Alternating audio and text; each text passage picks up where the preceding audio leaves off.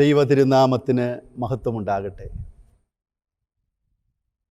ദൈവപുത്രൻ്റെ മാതാവായ പരിശുദ്ധയായ കന്യകമർത്തമറിയാം അമ്മയുടെ എട്ടുനോമ്പ് പെരുന്നാളിൽ നാം സംബന്ധിക്കുന്ന അനുഗ്രഹീത സന്ദർഭമാണല്ലോ ഇത്.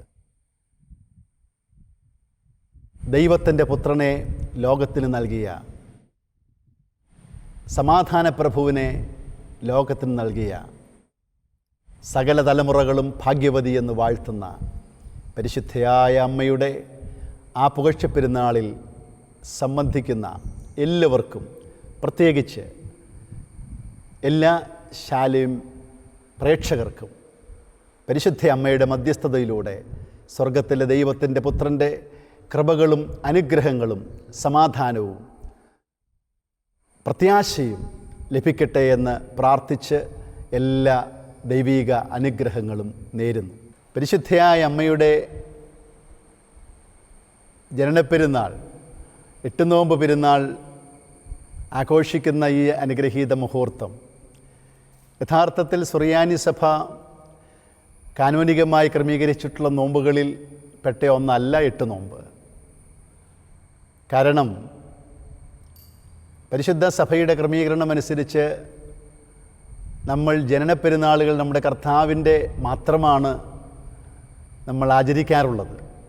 വിശുദ്ധന്മാരുടെയോ ശുദ്ധിമതികളുടെയോ ജനനപ്പെരുന്നാൾ നമ്മൾ ആഘോഷിക്കാറില്ല. കാരണം അവ നിത്യതയിലേക്ക് പ്രവേശിക്കുന്ന ഈ ഭൗതിക ലോകത്ത് നിന്ന് വേർപെട്ട് നിത്യതയിലേക്ക് ജനിക്കുന്ന ആ വേർപാടിൻ്റെ ഓർമ്മ ദിവസമാണ് സാധാരണഗതിയിൽ നമ്മൾ ആചരിക്കാറുള്ളത്. പരിശുദ്ധയായ അമ്മയെക്കുറിച്ച് നമ്മളുടെ പരിശുദ്ധ സുറിയാനി സഭയുടെ വിശ്വാസവും പഠിപ്പിക്കലും, പരിശുദ്ധയായ അമ്മ, ദൈവത്തിൻ്റെ പരിശുദ്ധാത്മാവ് അമ്മയിലേക്ക് പ്രവേശിക്കുമ്പോൾ, ദൈവപുത്രനെ തൻ്റെ ഉദരത്തിൽ വഹിക്കുമ്പോൾ, ആ ദൈവപുത്രൻ ഉദരത്തിൽ ജന്മം കൊണ്ട് ആ നിമിഷം മുതൽ പരിശുദ്ധയായ അമ്മ പാപമില്ലാത്ത പരിശുദ്ധയായി മാറ്റപ്പെട്ടു എന്നുള്ളതാണ്.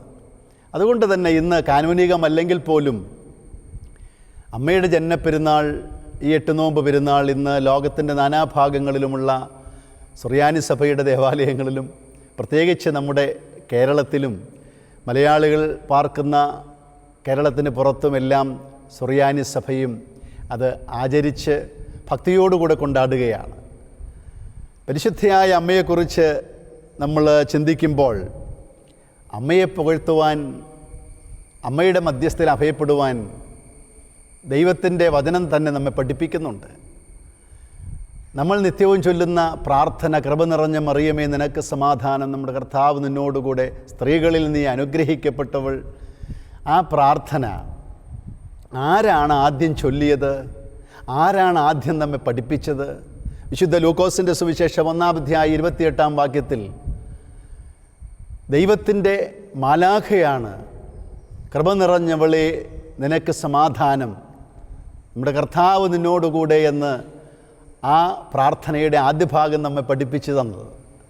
രണ്ടാമത്, നീ സ്ത്രീകളിൽ അനുഗ്രഹിക്കപ്പെട്ടവളെന്ന്, നിൻ്റെ ഉദരഫലവും അനുഗ്രഹിക്കപ്പെട്ടതെന്ന് ആരാണ് പറഞ്ഞത്? ലൂക്കോസിൻ്റെ സുവിശേഷം 1:42.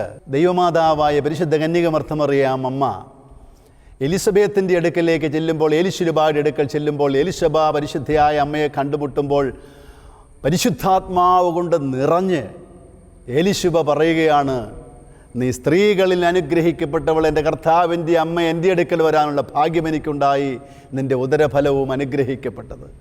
അപ്പോൾ ഈ പ്രാർത്ഥനയും ഈ പുകഴ്ചയും എല്ലാം ഇന്ന് നമ്മുടെ നാവിലൂടെ, കൊടാനുകോടികളുടെ അധരങ്ങളിലൂടെ അമ്മയെ സ്തുതിച്ച് പാടുമ്പോൾ അത് നമ്മെ പഠിപ്പിച്ചത് സ്വർഗത്തിലെ ദൈവത്തിൻ്റെ ആ ദൈവദൂതനും ദൈവത്തിൻ്റെ പരിശുദ്ധാത്മാവുമാണെന്നുള്ളത് നമ്മൾ മറക്കരുത്. അതുകൊണ്ട് തന്നെയാണ് പരിശുദ്ധ അമ്മയെ ഇന്ന് ലോകം മുഴുവനും സ്ത്രീകളിൽ അനുഗ്രഹിക്കപ്പെട്ടവളെന്ന് പറയുമ്പോൾ, പരിശുദ്ധയായ അമ്മ തന്നെ കഷ്ടതയുടെ തീച്ചൂളകളിലൂടെ നടന്നു പോകുമ്പോൾ അമ്മ പറയുന്നൊരു വാക്കുണ്ട്, സകല തലമുറകളും എന്നെ ഭാഗ്യവതി എന്ന് വാഴ്ത്തും. അന്ന് 2000 വർഷങ്ങൾക്ക് മുൻപ് അപ്രസക്തയായിരുന്ന, സമൂഹത്തിൽ ഒന്നുമല്ലാതിരുന്ന ആ പെൺകുട്ടിയെ സംബന്ധിച്ചിടത്തോളം, മറിയാമെന്ന് പറയുന്ന പെൺകുട്ടിയെ സംബന്ധിച്ചിടത്തോളം അങ്ങനെ നമുക്ക് ചിന്തിക്കാൻ പോലും സാധിക്കാത്ത പക്ഷെ ദൈവത്തിൻ്റെ പരിശുദ്ധാത്മാവിൽ നിറഞ്ഞ് പറഞ്ഞപ്പോൾ അത് അന്വർത്ഥമായിക്കൊണ്ടിരിക്കുകയാണിന്ന്. അതുകൊണ്ടാണ് സകല തലമുറകളും ഇന്ന് ക്രിസ്ത്യാനികളും അല്ലെങ്കിൽ ക്രിസ്തീയ വിഭാഗം മാത്രമല്ല, ലോകത്താകമാനമുള്ള ഇതര മതസ്ഥരും കോടാനുകോടികൾ പരിശുദ്ധയായ അമ്മയെ, സ്ത്രീകളിൽ അനുഗ്രഹിക്കപ്പെട്ടവൾ, നീ ഏറ്റവും ഉദാത്തയായ ഈ മനുഷ്യകുലത്തെ രക്ഷയ്ക്ക് വേണ്ടി ദൈവത്തിൻ്റെ രക്ഷാപദ്ധതിയോട് ചേർന്ന് നിന്ന് പ്രവർത്തിച്ച ആ പരിശുദ്ധ അമ്മയെ ഇന്ന് പുകഴ്ത്തുന്നത്. പരിശുദ്ധ അമ്മയെക്കുറിച്ച് നമ്മുടെ പിതാക്കന്മാർ പഠിപ്പിക്കുന്ന വേദപുസ്തകാടിസ്ഥാനമായി സഭയുടെ അമ്മയായിട്ടാണ് പഠിപ്പിക്കുന്നത്. എങ്ങനെയാണ് സഭയുടെ അമ്മയായിത്തീരുന്നത്? പരിശുദ്ധയായ അമ്മ നമ്മുടെ കർത്താവിൻ്റെ അമ്മയാണ്, യേശുക്രിസ്തുവിൻ്റെ അമ്മയാണ് കന്യക മറിയാം. യേശുക്രിസ്തുവിനെ കുറിച്ച് വേദപുസ്തകം നമ്മെ പഠിപ്പിക്കുന്നത് യേശുക്രിസ്തു സഭയുടെ തലയാണ്, ശിരസ്സാണ്. തലയായിരിക്കുന്ന കർത്താവിൻ്റെ ശരീരമാണ് പരിശുദ്ധ സഭ. അതുകൊണ്ട് തന്നെ തലയുടെ അമ്മ ശരീരത്തിൻ്റെയും അമ്മയാണല്ലോ. അതുകൊണ്ട് തന്നെ യേശുതമ്പുരാൻ്റെ മാതാവായിരിക്കുന്ന കന്യക മറിയാം മനുഷ്യകുലത്തിൻ്റെ മുഴുവനും നമുക്ക് പറയാം ദൃശ്യവും അദൃശ്യവുമായി സഭയുടെ അമ്മയായി തീർന്നിരിക്കുമ്പോൾ നമുക്ക് ഓരോരുത്തർക്കും ആ മാതാവിനെ അമ്മയെന്ന് വിളിക്കാനുള്ളതായ ആ യോഗ്യത നമ്മുടെ കർത്താവ് നമുക്ക് നൽകുകയാണ് ചെയ്യുന്നത്. മാത്രമല്ല, വേദപുസ്തകത്തിൽ പരിശുദ്ധ അമ്മയെക്കുറിച്ച് പറയുമ്പോൾ ദൈവത്തിൻ്റെ പുത്രനെ ലോകത്തിന് നൽകിയ രണ്ടാമത്തെ സ്വർഗമായിട്ടാണ് പറയുന്നത്. അമ്മയുടെ ചിത്രം നോക്കിക്കഴിഞ്ഞാൽ, മാതാവിൻ്റെ ചിത്രം പരിശോധിച്ച് കഴിഞ്ഞാൽ നിങ്ങൾ ശ്രദ്ധിച്ചിട്ടുണ്ടാകും, ആ ചിത്രത്തിൽ എവിടെയെങ്കിലും ഒരു നീല നിറമുണ്ടാകും. ആ വസ്ത്രങ്ങളിലോ തലയിൽ ധരിച്ചിരിക്കുന്നതായ ശീലയിലോ എവിടെയെങ്കിലും ഒരു നീല നിറമുണ്ടാകും. അതെന്തിൻ്റെ പ്രതീകമാണ്? ആ നീല നിറം സൂചിപ്പിക്കുന്നത് സ്വർഗത്തിൻ്റെ പ്രതീകമാണ്. നമ്മുടെ വിശ്വാസവും ചിന്തകളും സങ്കല്പങ്ങളും സ്വർഗാദി സ്വർഗങ്ങൾ ദൈവത്തെ വഹിച്ചിരിക്കുന്നുവെന്നാണല്ലോ. ആകാശ നീലിമയെ സൂചിപ്പിക്കുന്ന ആ നീല നിറം അമ്മയുടെ വസ്ത്രത്തിന് നൽകി സ്വർഗത്തിലെ ദൈവത്തിൻ്റെ പുത്രനെ തൻ്റെ ഉദരത്തിൽ വഹിച്ച, തൻ്റെ കരങ്ങൾ വഹിച്ച രണ്ടാമത്തെ സ്വർഗമായി തീർന്നുവെന്നാണ് പിതാക്കന്മാർ പഠിപ്പിക്കുന്നത്. അതുകൊണ്ടാണ് മറ്റൊരു പ്രധാനപ്പെട്ട സംഗതി, സ്വർഗത്തെയും ഭൂമിയെയും തമ്മിൽ ബന്ധിപ്പിക്കുന്ന ആ ഗോവണിയാണ് പരിശുദ്ധയമ്മ. സ്വർഗത്തെയും ഭൂമിയെയും ബന്ധിപ്പിക്കുന്ന ഗോവണി. അതുകൊണ്ടാണ് നമ്മൾ പാടാറുണ്ടല്ലോ, യാക്കോബു താതൻ ദർശിച്ച വാനേത്തും ശ്രേണിയെ മോദി. യാക്കോബു താതൻ ദർശിച്ച ആകാശത്തെയും ഭൂമിയെയും തമ്മിൽ ബന്ധിപ്പിച്ച ആ ഗോവണി പോലെ സ്വർഗത്തിലെ ദൈവത്തെയും ദൈവത്തിൻ്റെ പുത്രനെയും ഭൂമിയെയും തമ്മിൽ ബന്ധിപ്പിച്ച ആ മനോഹരിയായ ഗോവണിയാണ് പരിശുദ്ധ അമ്മ. മനുഷ്യകുലത്തിന് ദൈവത്തിൻ്റെ പുത്രങ്കിലേക്ക് കരയേറുവാനുള്ള, ആരോഹണം ചെയ്യുവാനുള്ള ഗോവണിയായിരിക്കുമ്പോൾ ദൈവത്തിൻ്റെ പുത്രനായ സമാധാനപ്രഭുവായ തമ്പുരാന് മനുഷ്യനിലേക്ക് ഇറങ്ങി വരാനുള്ള ആ ഗോവണി കൂടെയാണ് പരിശുദ്ധയായ അമ്മയെന്ന് പറയുന്നത്. പരിശുദ്ധയായ അമ്മയെക്കുറിച്ച് നമ്മൾ പറയുന്നു, നിത്യ കന്യകയായ പരിശുദ്ധ കന്യകമർത്തം മറിയാം അമ്മ. അതിനെ ചിലരൊക്കെ ദുർവ്യാഖ്യാനം ചെയ്ത് കന്യക നിത്യകന്യകയൊന്നും ആയിരുന്നില്ല. മത്തായിയുടെ സുവിശേഷത്തിൽ 1-ാമത്തെ അധ്യായത്തിലൊരു വാക്യം ഉദ്ധരിച്ചുകൊണ്ട് അവൾ ആദ്യജാതനെ പ്രസവിക്കുന്നത് വരെ പുരുഷനെ അറിഞ്ഞില്ല. അപ്പോൾ അതിനുശേഷം പുരുഷനെ അറിഞ്ഞു, പിന്നെ നിത്യകന്യകയൊന്നും അല്ലായിരുന്നുവെന്നാണ് പറയുന്നത്. ആ വേദഭാഗത്തിൻ്റെ പ്രസക്തി എന്താണെന്ന് അറിയാമല്ലോ നിങ്ങൾക്ക്. അവിടെ കന്യക നിത്യകന്യക അല്ലായിരുന്നു എന്ന് പറയാൻ വേണ്ടിയിട്ടല്ല, മറിച്ച് യേശുക്രിസ്തുവിൻ്റെ ജനനം മറ്റൊരു മാനുഷിക ബന്ധങ്ങളും കൂടാതെ പരിശുദ്ധാത്മാവ് കൊണ്ട് മാത്രമായിരുന്നുവെന്നുള്ളത് സൂചിപ്പിക്കുവാനാണ് അവൾ ആദിജാതനെ പ്രസവിക്കുന്നത് വരെ പുരുഷനെ അറിഞ്ഞില്ല എന്ന് പറയുന്നത്. കന്യകയുടെ കന്യകാത്വം ദൈവത്തിൻ്റെ പുത്രനായ മിശിഹാ തമ്പുരാനെ തൻ്റെ ഉദരത്തിൽ വഹിച്ച് ജന്മം കൊടുത്തിട്ടും ആ കന്യകാത്വത്തിന് യാതൊരു ഭംഗവും വന്നിട്ടില്ല എന്നുള്ളതിന് ദൃഷ്ടാന്തങ്ങൾ പിതാക്കന്മാർ കാണിച്ചു തരുന്നുണ്ട്. അതിനാണ് പഴയ നിയമത്തിലെ മനോഹരമായ ഒരു ദൃഷ്ടാന്തമാണ് നമ്മൾ പാടാറുള്ള പാട്ട്, മുൾമരമേരിയാതെരുതി തന്നടുവിൽ കണ്ടതുപോൽ ചിന്മയനാമറിയാമിൽ വസിച്ചു ശരീരം പൂണ്ടു.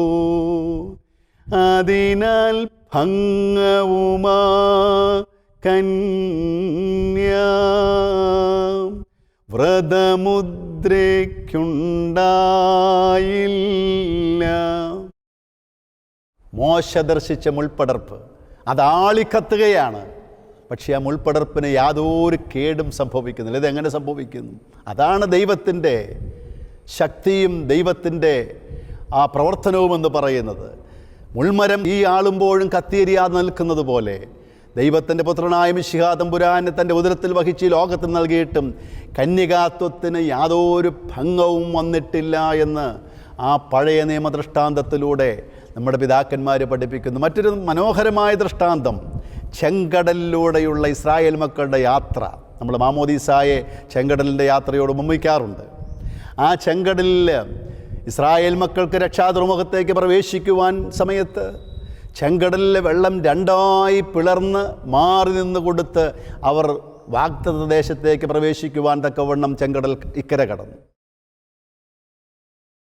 വീണ്ടും ആ ചെങ്കടൽ പൂർവ്വസ്ഥിതിയിലായി തീരുകയാണ്.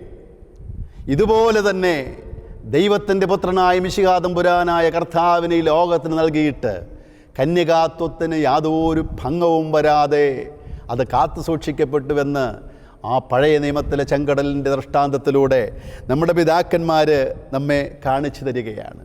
പരിശുദ്ധയായ അമ്മയുടെ ആ നാമം, അമ്മയുടെ ആ മധ്യസ്ഥത എത്രയോ കോടാനുകോടികൾക്കാണ് സമാധാനവും സന്തോഷവും ആനന്ദവും നൽകുന്നത്. പ്രശ്നങ്ങളിലൂടെയും പ്രതിസന്ധികളിലൂടെയും തീച്ചൂളകളിലൂടെ നടന്നു പോകുന്നവർക്ക് സമാധാനം പരിശുദ്ധ അമ്മ തൻ്റെ പുത്രനോടുള്ള മധ്യസ്ഥതയിലൂടെ അമ്മ അത് വാങ്ങിച്ചു കൊടുക്കുകയാണ്. അനുഗ്രഹിക്കപ്പെട്ടവരെ, പഴയ നിയമത്തിൽ വീണ്ടും മനോഹരമായൊരു ദൃഷ്ടാന്തം ഈ സമാധാന പ്രഭുവായ കർത്താവിനെ അമ്മ എങ്ങനെ വഹിച്ചു എന്നുള്ളതിനെക്കുറിച്ച് കാണിച്ചു തരുന്നുണ്ട്. അതിനെ ദൃഷ്ടാന്ത പിതാക്കന്മാർ ശീമോ നമസ്കാരത്തിൽ ഒരു പ്രാർത്ഥനയിൽ അത് പറയുന്നുണ്ട്. നോഹ അയച്ച മാടപ്രാവിനോടാണ് പരിശുദ്ധ അമ്മയെ ഉപമിക്കുന്നത്. ജലപ്രളയത്തിൽ ലോകം മുഴുവനും നശിക്കുന്ന സാഹചര്യത്തിൽ ആ നോഹ അയച്ച മാടപ്രാവ് പോയി കൊണ്ടുവരുന്നത് ഒരു ഒലിവിൻ്റെ കൊമ്പാണ്. ഒലിവ് എന്ന് പറയുന്നത് സമാധാനത്തിൻ്റെ ചിഹ്നമാണ്. സമാധാനത്തിൻ്റെ ചിഹ്നമായ ഒലിവിൻ്റെ കൊമ്പ് കൊണ്ടുവന്ന മാടപ്രാവ് പുതിയ ലോകത്തിൻ്റെ സൃഷ്ടി ആ ജലപ്രളയത്തിന് ശേഷം നടക്കുമ്പോൾ പിതാക്കന്മാർ പറയുന്നു, ഇതുപോലെ തന്നെ ഈ ലോകത്തിലേക്ക്, അശാന്തിയുടെ മധ്യത്തിലേക്ക്, പാപത്തിൽ നിബന്ധിച്ചു പോയ മനുഷ്യകുലത്തിൻ്റെ രക്ഷയ്ക്ക് വേണ്ടി സ്വർഗത്തിലെ ദൈവത്തിൻ്റെ പുത്രനാകുന്ന ആ സമാധാനപ്രഭുവാകുന്ന ഒലിവിൻ കൊമ്പിനെ ഈ ലോകത്തിലേക്ക് കൊണ്ടുവന്ന നിർമ്മല മാടപ്രാവാണ് പരിശുദ്ധയായ അമ്മയെന്ന്. എത്ര മനോഹരമായ ദൃഷ്ടാന്തമാണത്. ആ നോഹ അയച്ച മാടപ്രാവ് പരിശുദ്ധയായ അമ്മ അതിലൂടെയാണ് സമാധാന പ്രഭുവിനെ ഈ ലോകത്തിന് നൽകി. അതൊരു ദിവസമല്ല, എന്നേക്കുമായി നൽകിയ ആ പരിശുദ്ധ അമ്മയുടെ പുകഴ്ചപ്പെരുന്നാൾ, അതാണ് നമ്മൾ ആചരിക്കുന്നത്. പരിശുദ്ധയായ അമ്മയുടെ ജീവിതത്തിലേക്ക് നമ്മൾ വീണ്ടും കടന്നു ചെല്ലുമ്പോൾ കാണുന്ന മറ്റു മനോഹരമായ ഒരു സംഗതി സഹാനുഭൂതിയുടെ അമ്മയാണ്. അതുകൊണ്ടാണ് പറയുന്നത്, ഒരു പ്രയോഗമുണ്ട്, നിത്യസഹായ മാതാവ്. സഹാനുഭൂതിയുടെ ആ മാതാവ്, ആ അമ്മ. നമുക്കറിയാം, ഗർഭിണിയായ പെൺകുട്ടി തനിക്ക് തൻ്റെ ആരോഗ്യമോ തൻ്റെ അരക്ഷിതാവസ്ഥയോ ഒന്നും കണക്കാക്കാതെ അവൾ ഗർഭിണിയായപ്പോൾ അവൾ കേട്ടു വാർദ്ധക്യത്തിലായ എലിസബത്തിന് 6-ാം മാസമാണെന്ന്. ആ അമ്മ ചെയ്യുന്നത് എന്താ? തൻ്റെ അവശതകളും തൻ്റെ വേദനകളും തൻ്റെ പ്രയാസങ്ങളും ഇതെല്ലാം മാറ്റിവെച്ച് ഏലിശിബായുടെ അടുക്കലേക്ക് ഓടുകയാണ്. പിന്നെ അവിടെ ശുശ്രൂഷിച്ചുകൊണ്ട് നിൽക്കുകയാണ്. തന്നെ മറന്ന് മറ്റുള്ളവർക്ക് വേണ്ടി ശുശ്രൂഷിക്കുവാനും കരുതുവാനും ശ്രമിക്കുന്ന പരിശുദ്ധ അമ്മ, അത് ലോകത്തിന് വലിയൊരു മാതൃകയാണ്. തന്നെ മറന്ന് മറ്റുള്ളവരുടെ ആവശ്യങ്ങൾക്ക് വേണ്ടി അവരെ സഹായിക്കാൻ അവിടെ ചെല്ലുന്ന അമ്മ. ആ പരിശുദ്ധയായ മാതാവ് അവിടെ എലിസബത്തിനെ ശുശ്രൂഷിച്ചു. കാനാവിലെ കല്യാണ വിരുന്നിലും ഇത് തന്നെയല്ലേ സംഭവിച്ചത്? വലിയൊരു പ്രതിസന്ധി ഉണ്ടായി. ആ പ്രതിസന്ധിയിൽ ആ അമ്മ അവരെ സഹായിക്കുകയാണ്. അതിനെക്കുറിച്ച് ഒത്തിരി വ്യാഖ്യാനങ്ങളുണ്ട്. ഞാൻ ഒരു കാര്യം മാത്രം അത് സാന്ദർഭികമായിട്ട് പറഞ്ഞു പോകട്ടെ. ചില ആളുകൾ പറയാറുണ്ട്, അവിടെ കർത്താവ് അമ്മയെ സ്ത്രീയെ എന്ന് വിളിച്ചത് അമ്മയോട് വലിയ ബഹുമാനം, പ്രത്യേകിച്ച് താല്പര്യമൊന്നും ഉണ്ടായിരുന്നില്ല എന്നുള്ളതിൻ്റെ തെളിവായിട്ട് പറയാറുണ്ട്. എന്നാൽ ആ പ്രയോഗത്തിന് വലിയ ഒരർത്ഥമുണ്ട്. അമ്മയെ ആക്ഷേപിക്കാനല്ല, മറിച്ച് വലിയ ഒരു രക്ഷാ സന്ദേശം അവിടെ കാണിച്ചു കൊടുക്കാൻ വേണ്ടിയിട്ടാണ് സ്ത്രീയെ എന്ന് വിളിച്ചത്. പലസ്തീനിൽ അപമാനകരമല്ല പ്രയോഗമെന്ന് പറയുന്നത്. ആ അർത്ഥം മനസ്സിലാകണേ. ഉൽപ്പത്തി 3:15 സ്ത്രീയുടെ സന്തതി സർപ്പത്തിൻ്റെ തല ചതയ്ക്കും. വീണ്ടും 2 സ്ഥലങ്ങളിലാണ് കർത്താവ് അമ്മയെ സ്ത്രീയെ എന്ന് വിളിക്കുന്നത്. കാനാവിലെ കല്യാണ വിരുന്നിലും കാൽവറി ക്രൂശിൻ്റെ ചുവട്ടിങ്കലും. അവിടെ കാൽവറി ക്രൂശിൻ്റെ ചുവട്ടിങ്കൽ സ്ത്രീയെ ഇതാ നിൻ്റെ പുത്രൻ. എന്താണ് ഈ സ്ത്രീ എന്ന് പറയുന്ന പ്രയോഗത്തിൻ്റെ അർത്ഥം എന്താ? ആ പ്രയോഗം ഒന്നാമത്തെ സ്ത്രീയായ ഹവ്വയിലൂടെ മനുഷ്യകുലത്തിന് വീഴ്ച ഭവിപ്പാൻ മുഖാന്തരമായി തീർന്നുവെങ്കിൽ, രണ്ടാമത്തെ സ്ത്രീയായ പരിശുദ്ധ അമ്മയിലൂടെ മനുഷ്യകുലത്തിൻ്റെ വീണ്ടെടുപ്പിന് വേണ്ടി ദൈവം വഴിയൊരുക്കുകയാണ്.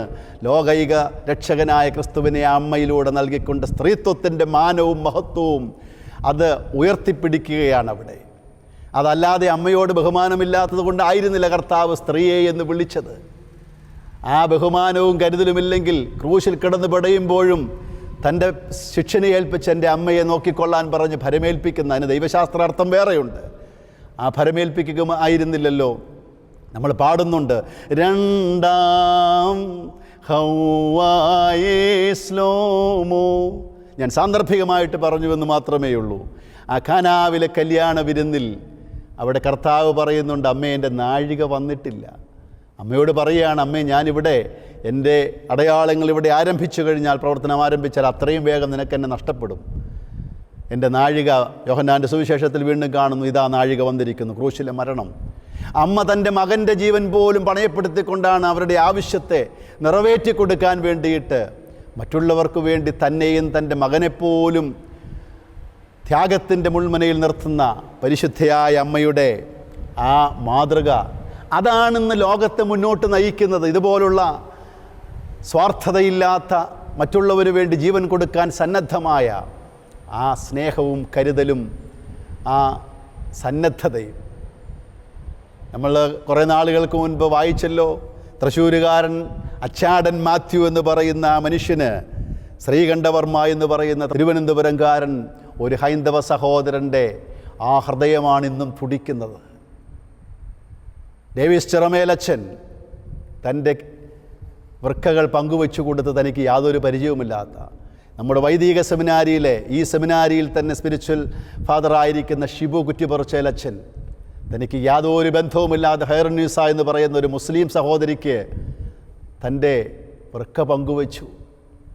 ഏതാനും നാളുകൾക്ക് മുൻപ് ചേതനയേറ്റ തൻ്റെ കുഞ്ഞിൻ്റെ ശരീരവും എടുത്ത് കയ്യിൽ പിടിച്ചുകൊണ്ടിരിക്കുന്ന ഒരമ്മ 6 പേർക്ക് അവയവങ്ങൾ ആ കുഞ്ഞിൻ്റെ ദാനം കൊടുത്തുകൊണ്ട് തൻ്റെ കുഞ്ഞിൻ്റെ ജീവൻ 6 പേർക്ക് പകർന്നു കൊടുത്ത ഒരമ്മയുടെ ചിത്രം നമുക്ക് മറക്കാൻ സാധിക്കുകയില്ല. ഈ അടുത്ത നാളിൽ വിമാന ദുരന്തം കോഴിക്കോടുണ്ടായിക്കഴിഞ്ഞപ്പോൾ കൊറോണ എന്ന മഹാമാരിയെ എല്ലാം അവഗണിച്ച് ജീവൻ പണയപ്പെടുത്തിക്കൊണ്ട് സഹായത്തിന് ഓടിയെത്തിയതായ ആ നല്ല മനുഷ്യരുടെ മനസ്സ്, ഇതെല്ലാമാണ് ഇന്ന് ലോകത്തെ ഏതെല്ലാം തിന്മകളുണ്ടെങ്കിലും നന്മയിലൂടെ മറ്റുള്ളവർക്ക് വേണ്ടി കരുതാനുള്ള ആ അമ്മയുടെ വലിയ ചൈതന്യം, അതുതന്നെയാണ് ഇന്നും അതിൻ്റെ സ്ഫുരണങ്ങൾ ഈ സമൂഹത്തിൽ നമ്മൾ കണ്ടുകൊണ്ടിരിക്കുന്നത്.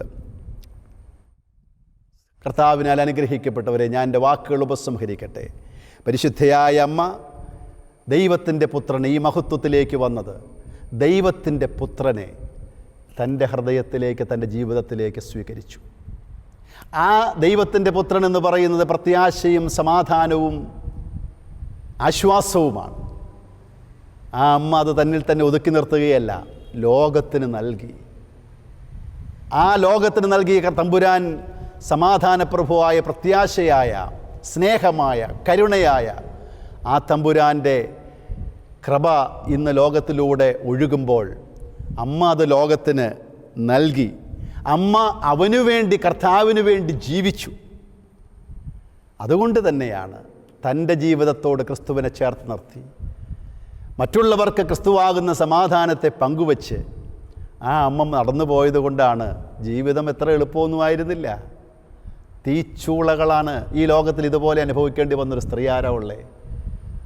ദൈവത്തോട് എനിക്ക് നിൻ്റെ ഹിതമനുസരിച്ച് ജീവിക്കാൻ ദൈവമേ ഞാൻ സന്നദ്ധമാണെന്ന് മാത്രം ഒരു വാക്ക് പറഞ്ഞതിൻ്റെ പേരിൽ, ആ തീരുമാനത്തിൻ്റെ പേരിൽ വിവാഹം നിശ്ചയിച്ചിരുന്ന പുരുഷൻ പോലും ഉപേക്ഷിക്കാൻ തെറ്റിദ്ധരിച്ചു. അത്രമാത്രം തെറ്റിദ്ധരിക്കപ്പെട്ടു. കല്ലെറിഞ്ഞ് കൊല്ലപ്പെടുന്ന അവസ്ഥയുടെ വക്കിൽ വരെ എത്തി. മാത്രമല്ല, നൊന്ത് പ്രസവിച്ച മകൻ, ഒരമ്മയെ സംബന്ധിച്ചിടത്തോളം തൻ്റെ മകൻ താൻ ജീവിച്ചിരിക്കുമ്പോൾ മരിക്കുന്നത് കാണേണ്ടി വരുന്ന, ഒരു കുറ്റവാളിയെപ്പോലെ കൊല്ലപ്പെടേണ്ടെന്ന് നോക്കി നിൽക്കേണ്ടി വന്ന ഒരമ്മ, എന്താ ലോകപ്രകാരം ഒരു സന്തോഷമുള്ളേ?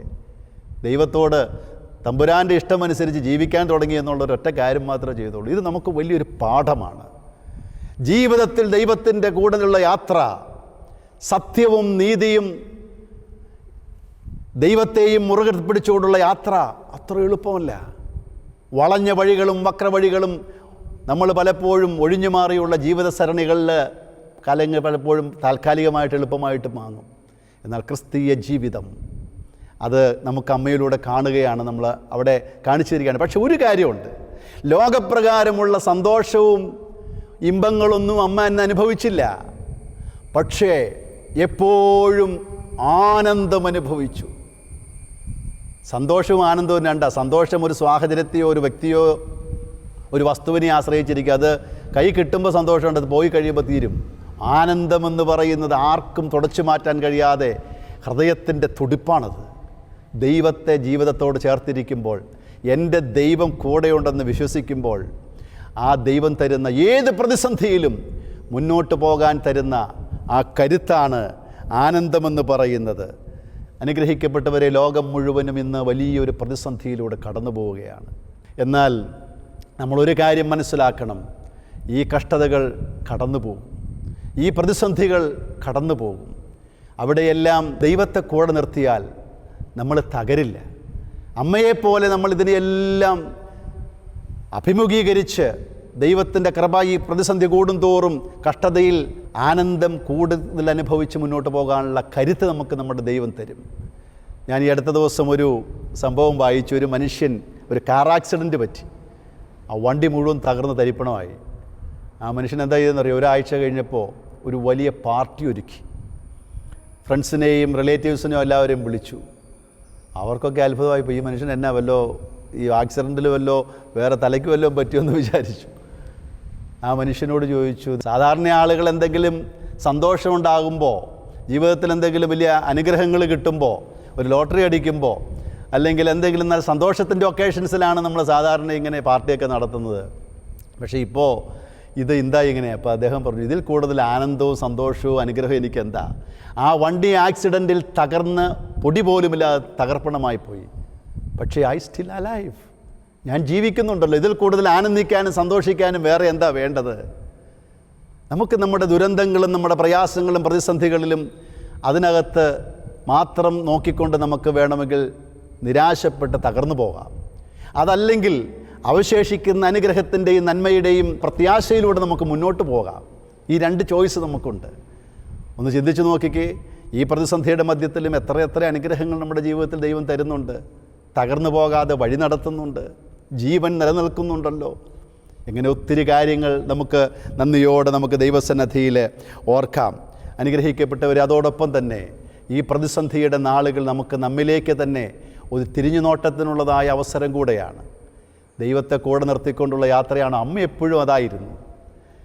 ക്രിസ്തുവിനെ ഒരു നിഴൽ പോലെ എപ്പോഴും അനുഗമിച്ചു, ആ കയ്യിൽ നിന്ന് വിട്ടില്ല.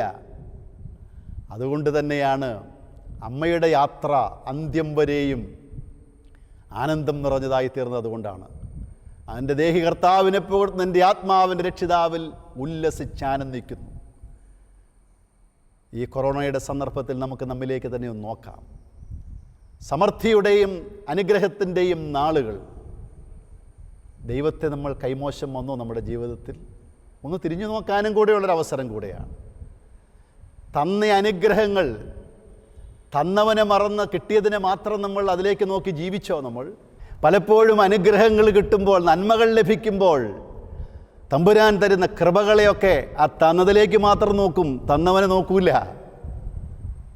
നമ്മുടെ പ്രയാണം, ഓട്ടം ഞാനെല്ലാം വെട്ടിക്കീഴടക്കി വെട്ടിപ്പിടിച്ചു എന്നുള്ളതായ യാത്രയായിരുന്നു. ഇതൊക്കെ ഒരു സ്വയശോധനയ്ക്ക്, മനുഷ്യൻ്റെ സഹോദരനെ കാണാൻ നമുക്ക് കണ്ണുണ്ടായിരുന്നോ? വേദനിക്കുന്നവനെ കാണാൻ.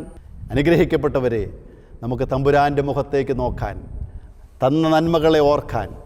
എന്നാൽ ഈ പ്രതിസന്ധിയിൽ നമുക്ക് മുന്നോട്ട് പോകാൻ ദൈവം കരുത്ത് നൽകും. ദൈവത്തെ ഞാൻ മറന്നോ?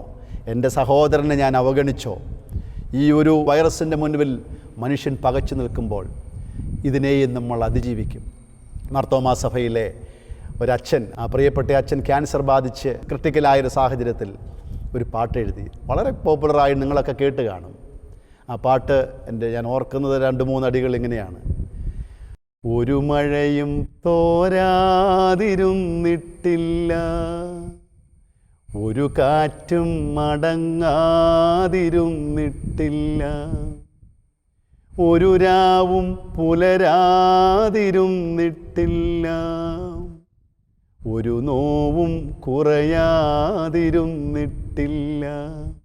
ഒരു മഴയും തോരാതിരുന്നിട്ടില്ല, ഒരു കാറ്റ് മടങ്ങാതിരുന്നിട്ടില്ല, ഒരു രാവും പുലരാതിരുന്നിട്ടില്ല, ഒരു നോവും കുറയാതിരുന്നിട്ടില്ല. തമ്പുരാൻ്റെ കരങ്ങളിൽ മുറുകെ പിടിച്ച് പരിശുദ്ധയായ അമ്മയെപ്പോലെ നമുക്കും നമ്മുടെ ജീവിതത്തിൽ ഈ കൊറോണയുടെ ഈ പ്രതിസന്ധിയുടെ നാളുകൾ എൻ്റെ ദൈവം എല്ലാത്തിനും മതിയായവനാണെന്ന പ്രത്യാശയിൽ നമുക്ക് ആനന്ദം ഹൃദയത്തിൽ ദൈവത്തോട് ചേർത്ത് നിർത്തിക്കൊണ്ട് ലഭിച്ച നന്മകളെക്കുറിച്ച് നന്ദിയോടെ ഓർത്തുകൊണ്ട് നമുക്ക് മുന്നോട്ട് പോകാം. പരിശുദ്ധയായ അമ്മ, സകല തലമുറകളും ഭാഗ്യവതി എന്ന് വാഴ്ത്തിയ ദൈവപുത്രനെ ഈ ലോകത്തിന് നൽകിയ, ആ സമാധാന പ്രഭുവിന് നൽകിയ നിർമ്മലയായ മാടപ്രാവ്, ആ പരിശുദ്ധയായ അമ്മ മറ്റുള്ളവരുടെ വേദനകളും പ്രയാസങ്ങളും തമ്പുരാൻ്റെ സന്നദ്ധിയിലേക്ക് കൊണ്ടുവന്ന് അനുഗ്രഹം വാങ്ങിക്കൊടുക്കുന്ന അമ്മ, അതോടൊപ്പം തന്നെ തൻ്റെ ജീവിതത്തിൽ മറ്റുള്ളവർക്ക് വേണ്ടി സമർപ്പിച്ചുകൊണ്ട് ദൈവത്തിനും മനുഷ്യർക്കും വേണ്ടി ഈ ലോകത്തിനും തന്നെ നൽകിക്കൊണ്ട് സ്വപരിത്യാഗിയായി തീർന്ന പരിശുദ്ധയായ അമ്മ, ഏത് പ്രതിസന്ധിയിലും ഏത് കഷ്ടതയിലും ദൈവകരങ്ങളിൽ മുറുകെ പിടിച്ച് അതിനെയെല്ലാം അതിജീവിച്ച് ഹൃദയം നിറച്ച് ആനന്ദത്തിൽ നിറഞ്ഞു നിന്ന പരിശുദ്ധ അമ്മ. ഇതെല്ലാമാണ് ഈ 8 നോമ്പ് ദിവസങ്ങളിൽ നമുക്കുള്ള അമ്മയുടെ ചിത്രം. നമ്മുടെ ജീവിതത്തിലും ദൈവത്തോട് ചേർന്ന് മറ്റുള്ളവർക്ക് നന്മ നൽകി തമ്പുരാൻ്റെ തിരുമുഖത്തേക്ക് നോക്കി ഏത് പ്രതിസന്ധിയിലും അതിജീവിക്കുവാനുള്ള കരുത്ത് തരുന്ന ആ കരങ്ങളിൽ മുറുകെ പിടിച്ച് നമുക്ക് മുന്നോട്ട് പോകാം. പരിശുദ്ധയായ അമ്മയുടെ ആ മധ്യസ്ഥതയും വലിയ പ്രാർത്ഥനയും നമുക്കെന്നും കൂട്ടും കാവലുമായിരുന്ന സ്വർഗത്തിലെ ദൈവത്തിൻ്റെ ആ കൃപാ ഭണ്ഡാരത്തിൽ നിന്ന് പരിശുദ്ധ അമ്മയുടെ മധ്യസ്ഥതയിലൂടെ നമുക്ക് അനുഗ്രഹങ്ങൾ ലഭിക്കുവാൻ ഈ 8 നോമ്പ് പെരുന്നാൾ മുഖാന്തരമായി തീരട്ടെ എന്ന് പ്രാർത്ഥിച്ച് എല്ലാവർക്കും പരിശുദ്ധയായ അമ്മയുടെ മധ്യസ്ഥതയിലൂടെ ദൈവം കൃപകളും അനുഗ്രഹങ്ങളും നൽകട്ടെ എന്ന് പ്രാർത്ഥിക്കുന്നു. ദൈവം നമ്മളെല്ലാവരെയും അനുഗ്രഹിക്കുമാറാകട്ടെ.